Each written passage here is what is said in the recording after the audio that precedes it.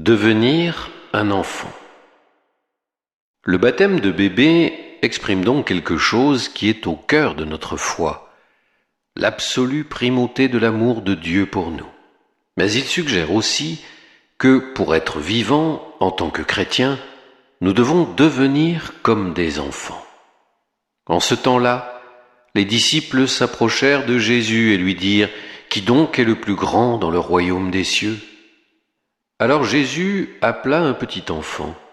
Il le plaça au milieu d'eux et il déclara « Amen, je vous le dis, si vous ne changez pas pour devenir comme les petits enfants, vous n'entrerez pas dans le royaume des cieux. » Matthieu 18, 1-3. Père, Seigneur du ciel et de la terre, je proclame ta louange. Ce que tu as caché aux sages et aux savants, tu l'as révélé aux tout petits. Matthieu 11, verset 25.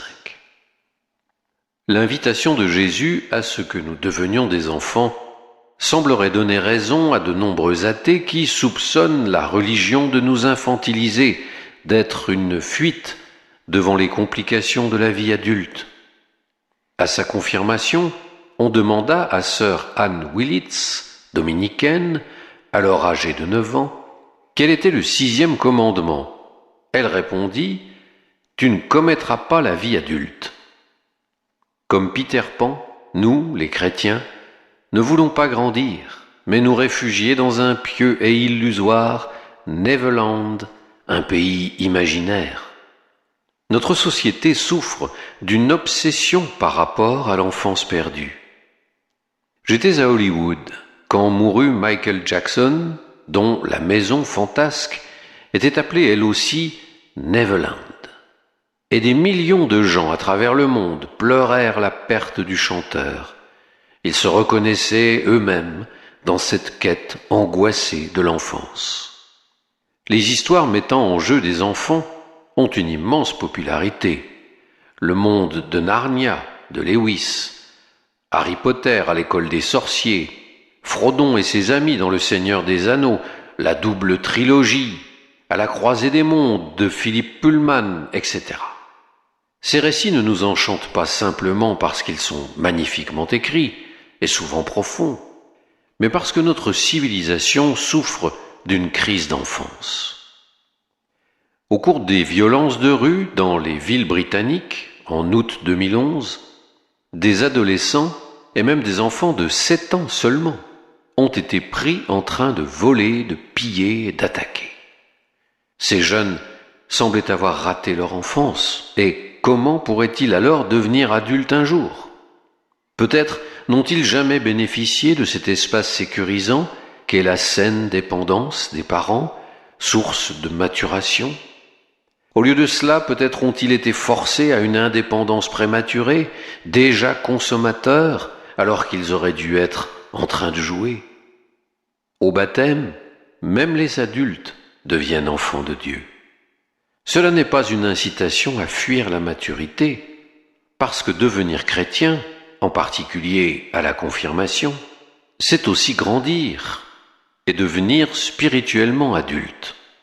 Le paradoxe du christianisme est que nous ne pouvons vraiment être adultes que si nous devenons pareils à des enfants. Et nous ne deviendrons sainement des enfants que si nous sommes sur le chemin de la maturité spirituelle. Ce premier chapitre parle de devenir enfant, et le dernier chapitre de ce livre sur la confirmation parlera de devenir adulte. Ces deux dimensions sont indissociables pour que l'on devienne vivant en Christ. Nous sommes libérés à la fois de l'infantilisme et du vieux cynisme à bout de souffle. Le grand rabbin de Grande-Bretagne, Jonathan Sacks, a écrit que, je cite, « Les sociétés commencent à vieillir quand elles perdent leur foi dans le transcendant. Elles perdent ensuite la foi en un ordre moral objectif et finissent par perdre la foi en elles-mêmes. Mais il y a une autre solution. L'Occident peut redécouvrir ce que Jérémie appelait la tendresse de tes jeunes années. » Fin de citation. Dans une époque de lassitude vis-à-vis du monde, les croyants pourraient bien manifester une jeunesse provocante, même à un âge avancé. Que veut-on dire par là? Les êtres humains ont besoin d'une enfance plus longue que tout autre animal. L'enfance de la drosophile ne dure qu'un instant. Même un éléphant nouveau-né doit se mettre aussitôt sur ses pieds s'il ne veut pas être mangé par un lion. Les chimpanzés grandissent rapidement. Mais nous, les êtres humains, il nous faut des années pour apprendre à devenir le type d'être pour lequel nous avons été créés. À notre naissance, notre cerveau ne fait que le tiers de sa dimension adulte. Sinon, il ne passerait jamais dans le canal utérin. Dieu est venu à nous dans un bébé qui a eu un long temps d'enfance, d'adolescence et de jeunesse. Selon Luc, en dehors de sa rencontre avec les docteurs de la loi dans le temple, Jésus disparut jusqu'à l'âge de 30 ans. Pour grandir, il eut besoin de beaucoup plus de temps que ses contemporains, jusqu'au moment d'être mûr pour prêcher l'Évangile. Ce qui est nouveau prend du temps pour éclore, et celui qui fait toute chose nouvelle, infiniment plus. Si aujourd'hui des parents se plaignent de leurs enfants qui refusent de quitter le nid, que dire alors de Marie et de Joseph? Je dis que je hais le temps, dit Paul, mais qu'avons-nous d'autre pour trouver la profondeur de notre personnalité ou permettre à notre âme de grandir? Les enfants devraient passer beaucoup de temps à jouer. Devenu vieux, Picasso aimait dire « J'ai passé toute ma vie à apprendre à peindre comme un enfant ». La sagesse jouait en présence de Dieu quand il créa le monde. Proverbe 8, 30.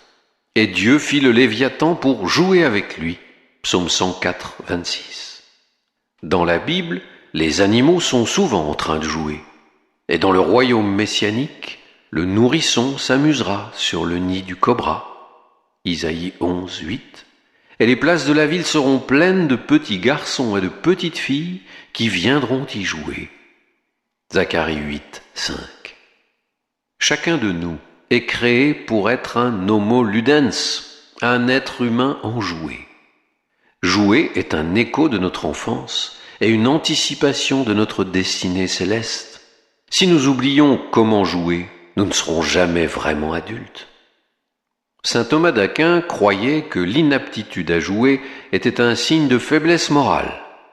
Trop de sérieux, disait-il, dénote donc un manque de vertu, parce que c'est un total mépris du jeu dont une bonne vie humaine a besoin pour se détendre. On a dit que Saint Jean l'Évangéliste a passé ses vieux jours à jouer avec sa perdrix préférée. Pas vrai. Tu as vu comment ce vieil homme joue avec un oiseau? Exactement comme un jeune garçon. Saint Thomas d'Aquin, commentaire de l'éthique à Nicomaque. Le fruit d'une vie bien vécue ne doit pas être une seconde enfance, mais une capacité permanente à jouer comme un enfant pour nous préparer à une éternité ludique. Un enfant vit maintenant, dans le présent, totalement absorbé dans ses jeux. Sesclave Miloz a écrit au sujet de son enfance « Je vivais sans hier ou sans demain dans l'éternel présent ». C'est la sagesse de l'enfant, car aucun autre moment n'existe que le maintenant. Et c'est une préfiguration de l'éternité du paradis. L'utilité du jeu, c'est qu'il est inutile, juste fait pour lui-même. Terry Eagleton le compare au jazz. Ce dont nous avons besoin, c'est d'une forme de vie qui soit totalement gratuite, exactement comme jouer du jazz est quelque chose de gratuit. Plutôt que de servir quelques buts utilitaires ou quelques très sérieuses fins métaphysiques, il est un plaisir en lui-même. Il n'a pas besoin de justification au-delà de sa propre existence. Sous cet aspect, le sens de la vie est étonnamment proche de l'absence de sens.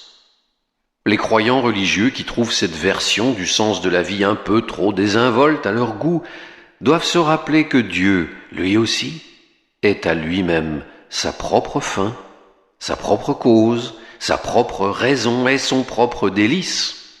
et que c'est seulement en vivant de cette manière que les êtres humains peuvent être considérés comme partageant sa vie. Jouer développe notre vie imaginative. Le fait d'être créé à l'image de Dieu nous donne la possibilité d'imaginer à nouveau le monde.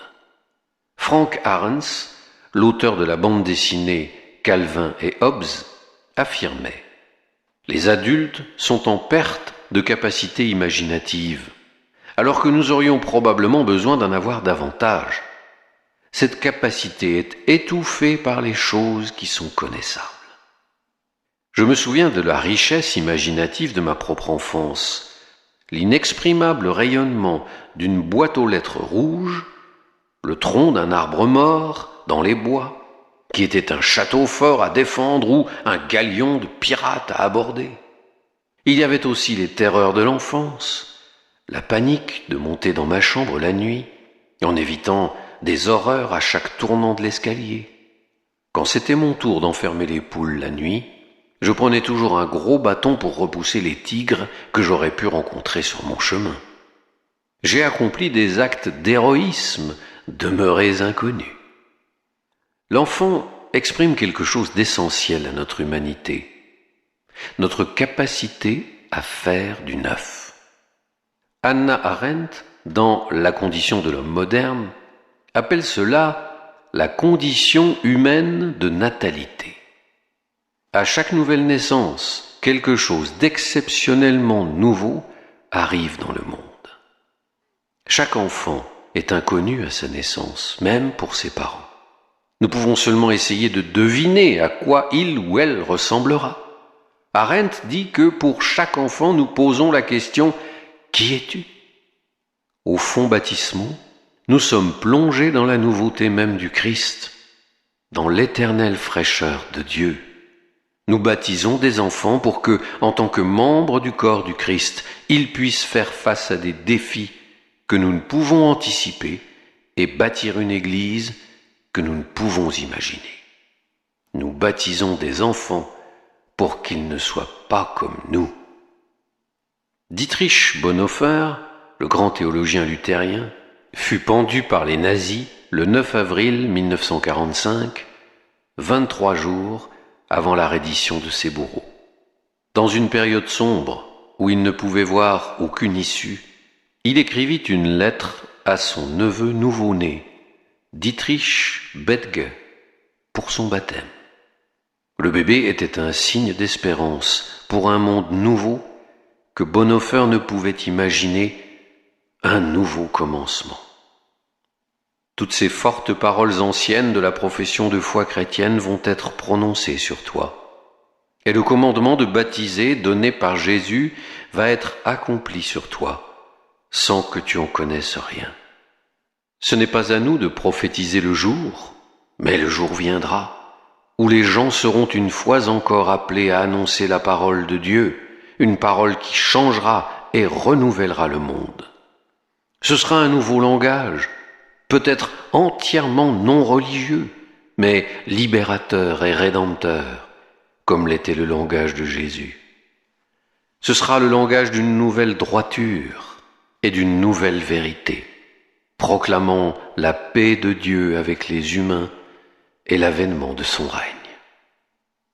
Le jeune Dietrich Bethge fut baptisé pour ce monde nouveau que son oncle ne pouvait envisager. Nous demeurons comme des enfants en gardant notre imagination vivante, en refusant d'être liés par le statu quo, en étant ouverts à la fraîcheur de la grâce de Dieu. Une autre qualité de l'enfant, c'est la confiance. Les enfants commencent par se fier à quelqu'un. Sans cette confiance, ils ne pourraient être ni imaginatifs, ni enjoués. Je tiens mon âme égale et silencieuse. Mon âme est en moi comme un enfant, comme un petit enfant contre sa mère. Israël, mets ton espoir dans le Seigneur maintenant et à jamais. Psaume 131. Lita Basset, théologienne suisse et mère de famille, voit dans la confiance l'une des qualités fondamentales de l'enfant, une qualité trop souvent détruite. C'est que peu ou prou tout être humain connaît des destructions de confiance. Or, détruire en autrui, adulte et a fortiori enfant, sa confiance en l'autre, que ce soit par le mensonge, la trahison, l'abandon, l'abus ou la manipulation, c'est s'attaquer à ce lien spirituel qui donnait sens à sa vie terrestre. C'est pourquoi les sévices sexuels sur des enfants et des jeunes sont si épouvantables, en particulier lorsqu'ils sont commis par des ministres du Christ. C'est une agression non seulement contre leur enfance, mais contre ce qui est au cœur de leur humanité, contre leur confiance, leur capacité à se fier à d'autres personnes, leur aptitude à jouer et leur légèreté de cœur. Naturellement, les victimes des sévices sexuels ne peuvent pas exprimer facilement ce qui s'est passé, parce que chaque jour de leur vie adulte en est profondément marqué. Hélas, cela n'est qu'une partie de l'exploitation sexuelle d'enfants dans le monde, de millions d'enfants pris à leurs parents pour alimenter la prostitution, spécialement en Asie. Des avions remplis d'hommes s'envolent depuis l'Occident ou le Japon pour abuser d'enfants. Mais par ailleurs, cela n'est qu'une partie du problème plus vaste des abus physiques et affectifs sur des enfants à travers le monde. Pensez aux millions de jeunes filles qui subissent l'excision. On estime qu'entre 100 et 157 millions de femmes ont subi cette dangereuse et humiliante mutilation. Plus de 2 millions chaque année, principalement en Afrique et dans la péninsule arabique. Dans le récit Le Grand Quoi, qui est l'autobiographie légèrement romancée d'un enfant soudanais, Valentino Achakdeng raconte son enfance perdue alors qu'il s'enfuyait du Soudan vers le Kenya. Je sais tout ce qu'on peut savoir sur la démolition de la jeunesse, sur les manières dont les garçons peuvent être exploités. Près de la moitié des garçons avec lesquels je marchais ont fini par devenir soldats. Tous étaient-ils volontaires? Seulement quelques-uns. Ils avaient 12, 13 ans, ou un peu plus, quand ils furent enrôlés. Nous étions tous exploités de différentes manières. On nous utilisait pour la guerre, on nous utilisait pour collecter de la nourriture auprès des organisations d'aide humanitaire et attirer leur sympathie. Même quand nous allions à l'école, on se servait de nous. À des milliers d'enfants soldats qui devraient avoir des jouets en main, on apprend à tuer. Leur cœur est de glace et devient cœur de pierre et non cœur de chair. Prenez l'exemple de James Saha, un enfant soldat libérien soigné par la CAFOD, Catholic Agency for Overseas Development, organisation caritative du Royaume-Uni. La première fois que James Saha tira avec une Kalachnikov, le recul expédia en l'air sa minuscule carcasse. Il retomba sur le dos et sous le choc, il perdit la respiration. Il avait alors 8 ans. Depuis, James a appris plein de choses.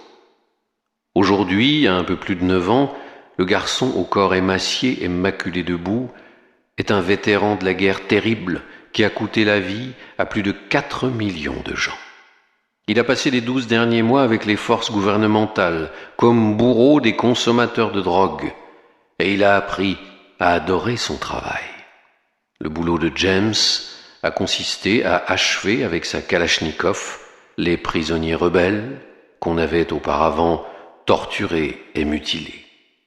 La semaine dernière, alors que James se blottissait sous un chapeau de fortune pour se protéger de la pluie torrentielle marquant le début de la saison des pluies dans la région, il se mit à tirer les fils à la frange d'un t-shirt en loques et beaucoup trop grand, le seul vêtement en sa possession. Les yeux rivés au sol, il dit, pitoyable, « Je n'arrive pas à me souvenir de la dernière fois où quelqu'un m'a embrassé ou serré dans ses bras. Mais mon commandant me félicitait quand j'avais bien combattu. Il m'appelait grand homme. » Nos églises devraient être des endroits où la confiance des enfants est choyée. Jean Vanier, le fondateur de l'Arche, raconte cette histoire extraordinaire. Quand il avait 13 ans, en 1943, il alla voir son père pour lui demander s'il pouvait traverser l'Atlantique, faire ses classes dans la Royal Navy et prendre part à la guerre. Son père était le gouverneur général du Canada. Ce jour-là, il donna à Jean une des plus importantes leçons de sa vie. Il lui fit confiance. Parce que mon père me dit, « J'ai confiance que ton désir est un saint désir, un désir qui vient de ce qui est bon et de ce qui est Dieu. » J'ai pu alors avoir confiance en moi. Je crois profondément que dans les enfants et les jeunes, une lumière est présente. Il faut écouter les enfants. Il faut entendre ce qu'ils ont à dire. Ce sont des personnes dans lesquelles la lumière de Dieu existe. Ils ne seront jamais capables d'avoir confiance en eux-mêmes tant que personne n'aura confiance en eux. La confiance est souvent perdue quand les enfants grandissent dans un monde dur et manipulateur. Mais c'est une confiance que nous devons renouveler si nous voulons embarquer pour l'aventure de la foi. La confiance de l'enfant, peut-être assoupie à son baptême, est un signe de ce que nous devons retrouver. Un proverbe afghan dit « Tu n'es pas un homme tant que tu n'as pas donné en toute vérité et liberté ton amour à un enfant. Et tu n'es pas un homme bon tant que tu n'as pas gagné en retour, en toute vérité et liberté, l'amour d'un enfant. » Qu'il est triste de voir que même des parents osent à peine embrasser les enfants des autres. Que des médecins et des nourrices vivent dans la crainte d'être accusés, et que les prêtres doivent toujours être en présence d'autres adultes quand ils parlent à un enfant.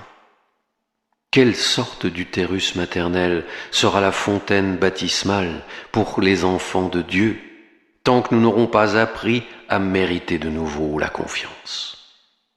Quand donc nous portons un enfant sur les fonts baptismaux pour qu'il soit baptisé, nous le confions au Christ, celui qui est pour toujours l'enfant de Bethléem et le Fils éternel du Père.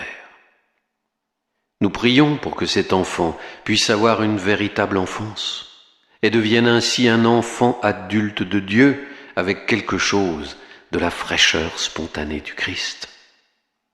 À la fontaine baptismale, nous nous engageons à bâtir des communautés dans lesquelles les enfants puissent grandir en confiance et ne pas être abusés quand ils se fient aux adultes.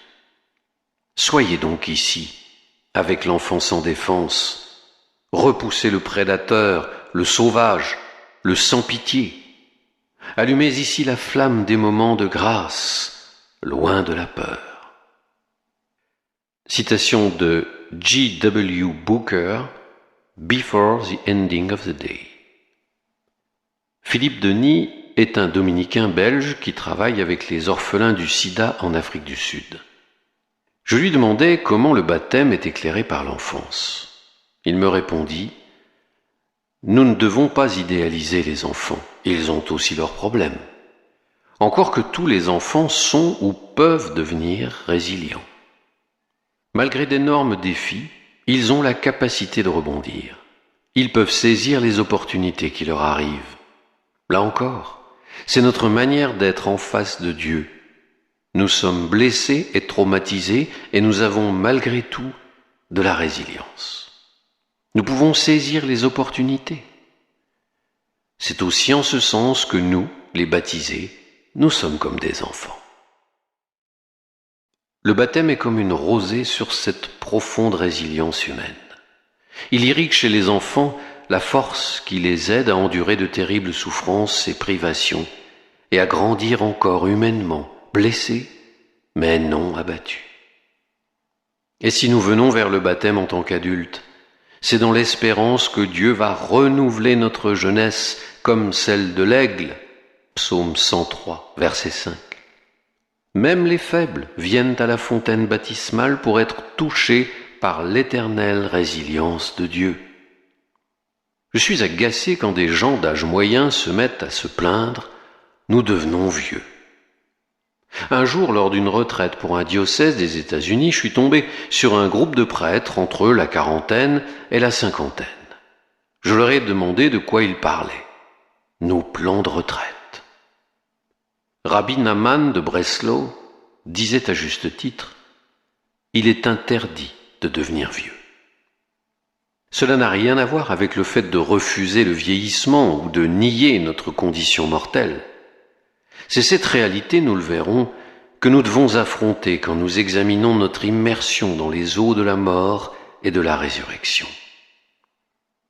Nous vieillissons bien quand nous laissons la grâce de Dieu réaliser en nous un perpétuel renouveau, à la manière des enfants, en fin de compte. Le juste grandira comme un palmier, il poussera comme un cèdre du Liban, planté dans les parvis du Seigneur, il grandira dans la maison de notre Dieu. Vieillissant, il fructifie encore, il garde sa sève et sa verdeur pour annoncer « Le Seigneur est droit ». Pas de ruse en Dieu, mon rocher. Psaume